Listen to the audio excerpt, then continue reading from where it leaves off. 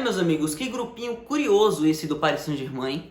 O Dortmund, que era a quarta força para a maioria das pessoas no início do grupo, classificado com a rodada de antecedência e com grandes chances de liderança. O PSG, que era o favorito, inclusive para mim, acabaria na liderança do grupo, por segundos, por 2 minutos, por um pênalti mandrake, não se colocou em péssimas condições visando classificação, por muito pouco não corre risco maior ainda de ficar fora, e chega para a última rodada brigando com o Newcastle e com o Milan, 3 para apenas uma vaga que resta, já que o Dortmund já se classificou.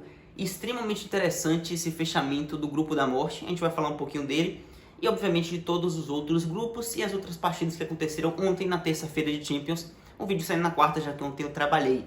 Vamos começando falando justamente de PSG e Newcastle, depois a gente vai desenrolando para os outros grupos. Cara, sendo bem sincero, o PSG merecia mais do que o empate, tá? O PSG jogou bem mais do que o Newcastle a maior parte do tempo. O Newcastle foi mais preciso, bota mais preciso nisso, já que Ousmane Dembélé e Bradley Barcola brincaram de perder gols, inclusive teve a alfinetada do Kylian Mbappé na entrevista pós-jogo. Ele decidiu falar e falou que o time deveria ter aproveitado melhores oportunidades. Ele perdeu algumas, mas as principais chances foram o Barcola e o Dembélé que perderam. Um PSG que teve 31 finalizações e somente 7 foram no gol. Só que o Newcastle teve apenas 2 finalizações no gol e teve 27% de posse de bola. Ou seja, foi um PSG que propôs mais. Só que o Newcastle foi preciso e abriu o placar com o Isak ainda no primeiro tempo aos 24 minutos. E era o Newcastle que, com o placar favorável, não precisava se expor. O Newcastle também criou menos porque ele não queria se arriscar ao ponto de colocar em risco a sua vantagem e estava se sentindo confortável com o resultado. Esse resultado era magnífico para o Newcastle. Se o Newcastle vence hoje, para a gente ter uma ideia, o Newcastle estaria na segunda colocação com 7 pontos e o PSG ficaria com 6 na terceira. Ele iria para a última rodada apenas dependendo dele para se classificar. Agora já não é mais assim. O PSG só conseguiu empatar no último minuto com um pênalti marcado aos 96, com um pênalti, aliás, extremamente questionável e, assim, é um erro, aquele pênalti é um erro, porque por mais que a FIFA permita a interpretação em lances que a bola desvia no próprio jogador antes de bater no braço dele, a UEFA não permite isso, pelo regulamento da própria UEFA. A gente viu, inclusive, o VSR falou isso no último lance de ontem e preciso demais a apuração dele, porque isso está no regulamento da UEFA. A UEFA não quer que sejam marcados pênaltis nesse lance que a bola toca no jogador e bate no próprio braço dele, a não ser que ela vá em direção ao gol, o que não era o caso. Então, não era um pênalti passivo de marcação. E aí o VAR chama o árbitro, já errando, e o Tizimo Marciniak, que é um dos melhores árbitros do mundo na atualidade, vai ao VAR observar e ele poderia, obviamente, dizer não, para mim não é pênalti, e lembrar os companheiros de profissão que a UEFA não quer que seja marcado esse tipo de pênalti, o regulamento não permite. Só que ele vai e marca. E um Marciniak que já estava com decisões contraditórias durante a partida em relação ao próprio VAR, marca o pênalti, um pênalti que o Mbappé cobra com extrema precisão, uma cobrança muito forte, no alto, até passou perto um pouco de pegar, mas não conseguiu, e o PSG consegue respirar por aparelhos devido a esse gol. Chega para uma última rodada dependendo só dele e não precisando de um tropeço do Newcastle. O cenário poderia ser bem pior caso viesse a derrota, mas não sobrou insatisfação do próprio Kylian Mbappé, que criticou o time, que indicou que precisa de mais organização, mais concentração, mais personalidade para o jogo contra o Dortmund. Dortmund é esse. A gente vai falar logo do grupo F como um todo, depois a gente volta para o grupo E. O grupo F teve a vitória do Dortmund fora de casa contra o Milan, e um Dortmund que era a quarta força do grupo e com uma rodada de antecedência consegue a classificação com esse resultado. A gente teve a vitória por 3-1 em pleno San Siro. Isso é muito grande, por mais que o Milan não seja o Milan dos anos 2000, mas cara, vencer o Milan no San Siro é relevante. E da maneira como foi, o Milan teve um pênalti aos 5 minutos que o Giroud bateu e o Kobel pegou. Poucos minutos depois, ali aos 11, o Dortmund tem um pênalti, o jogo começa super movimentado, então o Dortmund sai de poder, está 1-0 contra ele no placar, o Kobel faz a defesa para ter um pênalti 5 minutos depois, e o Reus, que é capitão do time, ídolo, um cara de quase uma década de Borussia Dortmund até mais, converte o pênalti, o Dortmund se coloca à frente do placar. O Milan viria empatar com o Chukwueze ainda no primeiro tempo, mas um Dortmund que era criativo, conseguia fazer o Milan sofrer riscos já no primeiro tempo. No segundo, conseguiu converter as chances em gols, com o Jamie Benoit-Gittens, o meia esquerda inglês de apenas 18 anos, o cara é uma promessa, uma dessas que surgem no Dortmund corriqueiramente, fez o 2-1, e o ADM, que entrou muito bem no segundo tempo, fez o terceiro, colocou o jogo super a favor do Borussia Dortmund, conquistando uma classificação que é muito relevante no grupo que o Dortmund era a quarta força no início, o Dortmund ter se classificado. Cara, eu particularmente estou surpreso com isso, mas o Dortmund teve total os méritos. E aí a gente tem na última rodada Dortmund e PSG, o jogo na Alemanha, decidindo basicamente a vida desse grupo. O Dortmund vencendo, vencendo ou empatando, fica na liderança. O PSG, caso vença, consegue conquistar a classificação e pode se tornar líder pelo saldo de gols.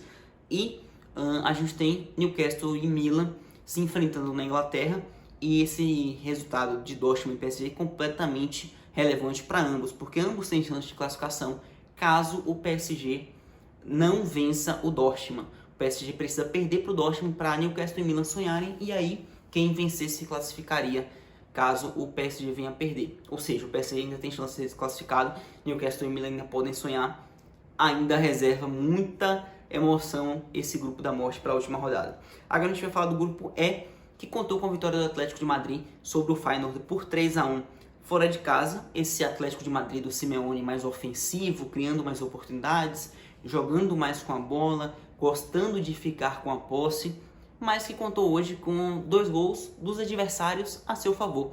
2 gols contra, do Gertruida e do Santiago Jiménez, o atacante mexicano que vem fazendo boa temporada, não teve felicidade hoje, ontem no caso, e o Atlético de Madrid consegue uma vitória por 3-1, e com esse resultado se classificou, já que deixou o próprio Feyenoord de 5 pontos atrás com a vitória, e vai buscar liderança na última rodada, já que a Lazio vem na segunda colocação com 10 pontos, a Lazio que venceu o Celtic, que já não tinha mais chance de nada, na Itália, venceu por 2-0 com 2 gols do Ciro Immobile, que é um daqueles raros casos da atualidade de ídolos que ainda jogam em seus clubes. O Immobile é um ídolo para a Lazio, são mais de 200 gols com a camisa da Lazio e mais uma classificação de mata-mata de Champions na conta dele.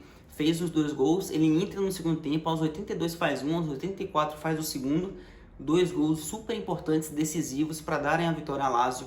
Não é um daqueles times que dão gosto da gente ver jogar, mas é um time consistente, equilibrado e que conta com esse artilheiro, o ídolo que é o Ciro Immobile. Fez 2-0 e conseguiu a classificação para Lazio. Atlético de Madrid e Lazio classificadas no grupo E.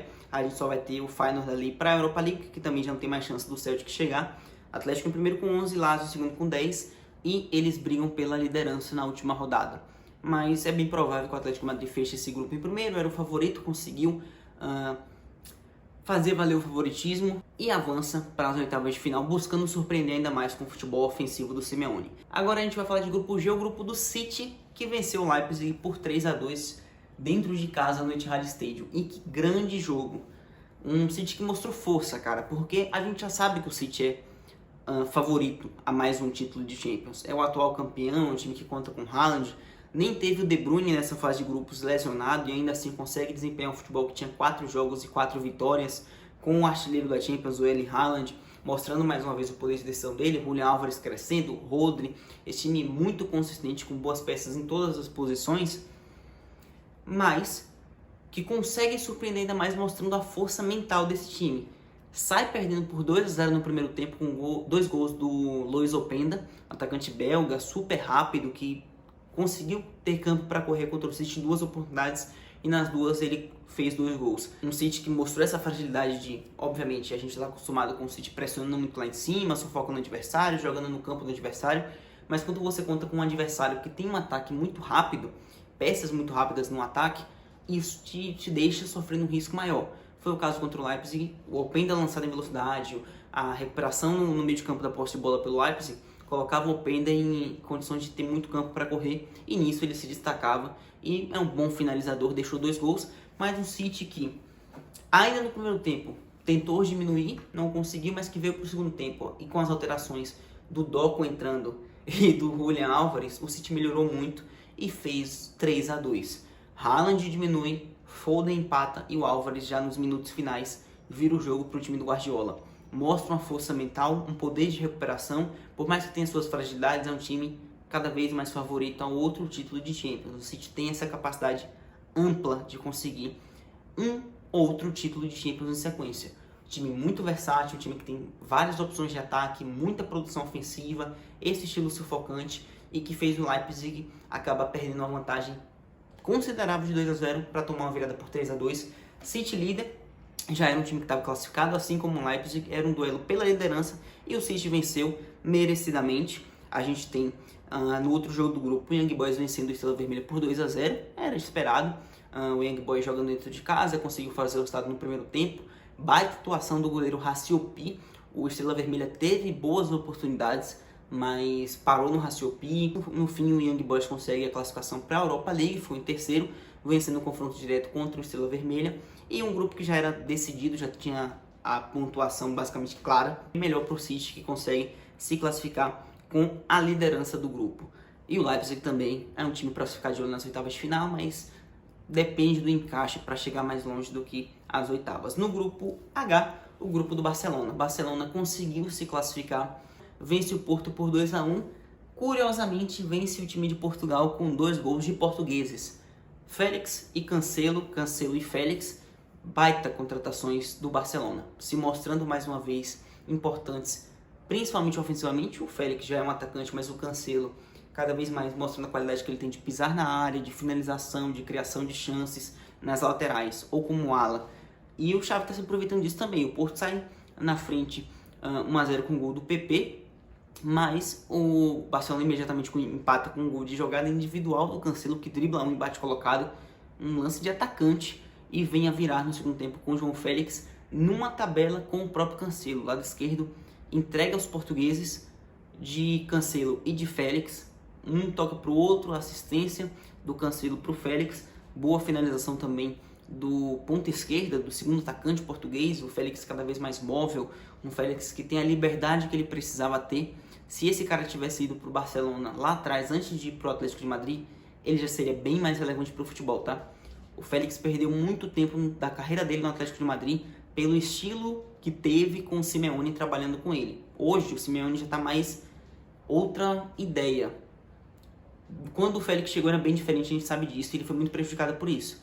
Bastou chegar num time que propõe mais jogo, num time que cria mais, que gosta de ter mais a posse, que é mais a cara do Félix, ele tá entregando em campo. Consegue a classificação e a liderança, e o Porto vai para a última rodada com chance de não se classificar, tá? Confronto direto contra o Shakhtar. Shakhtar que venceu o Royal Antwerp por 1-0 com o gol do Matvienko. Isso mesmo, Matvienko, 1-0, um Shakhtar que foi melhor do que o Antwerp em boa parte. O Antwerp também não conseguiu criar tantas oportunidades, e o Shakhtar que passa pela crise que passa no seu país, jogando fora do seu estádio, fora da sua casa, com vários jogadores que foram transferidos por conta de toda a situação que passa a Ucrânia, e o Shakhtar consegue uma campanha super interessante que pode chegar às oitavas de final da Champions, o que seria bem impactante, mas tem que vencer o Porto para isso. Ainda tem chance, mas é um confronto direto entre eles dois. Aguardemos para ver o que vai acontecer. No mais, acho que o ponto mais impactante dessa rodada de Champions é justamente o grupo da morte, o grupo que deixa o PSG com chances de não se classificar, um grupo que deixa o Dortmund, quarta força, classificado com rodada de antecedência. Muitas surpresas, muita coisa para acontecer ainda. E hoje tem mais. Hoje é quarta-feira de Champions, vai ter vídeo mais tarde. Garanto que vai sair ainda hoje os vídeos analisando os jogos dos grupos de A a D. Aguardo vocês aqui no canal. Se você chegou por aqui agora, compartilha, que me ajuda demais. Se inscreve no canal. Nossa família está crescendo pouco a pouco e eu conto com o apoio de cada um de vocês para a gente crescer mais e mais juntos. Valeu, até o próximo. Tchau, para o vídeo não ficar ainda mais longo.